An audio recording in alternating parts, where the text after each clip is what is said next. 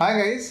सो कई सारे बच्चे मुझे पूछते हैं कि सर जब हम लोग आंसर लिखते हैं तो क्या हमने पैराग्राफ फॉर्म में लिखना चाहिए या पॉइंट फॉर्म में लिखना चाहिए।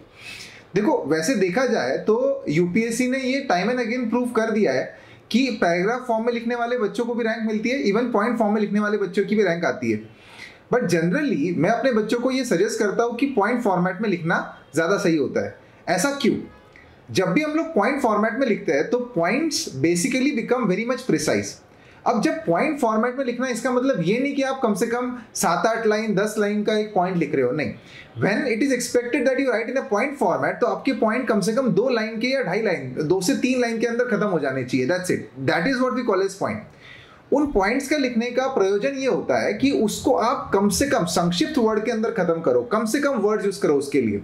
तो आपने उसमें बहुत ज्यादा डिटेलिंग नहीं देनी है। कहीं पे अगर आपको बोलना है तो ऐसा नहीं बोलोगे कि thus it can be said that the government's policy over here has helped in the development of the poor people or marginalized people। तो ऐसे पूरा की पूरा स्टेटमेंट बना के नहीं लिखना है। कभी भी पॉइंट फॉर्मेट में आपके पॉइंट्स जो होते हैं वो बहुत ही शॉर्ट होने चाहिए, कम से कम वर्ड में आपने यूज करना है। So here government policy has helped in development of poor people, that's it. तो ये आपका एक पॉइंट बनेगा, समझा आपने।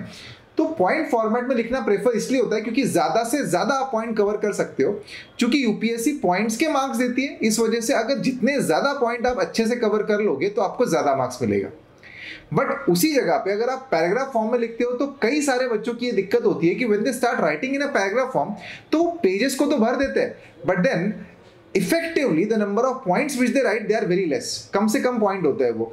तो आपने ये ट्राई करना है कि क्योंकि पैराग्राफ फॉर्म में ना बीटिंग अराउंड द बुश करने की ज्यादा आदत होती है। आप एक ही पॉइंट को लेते हो और उसी को बिल्कुल घुमा घुमा के लिखते हो, तो because of which UPSC do not give you enough marks.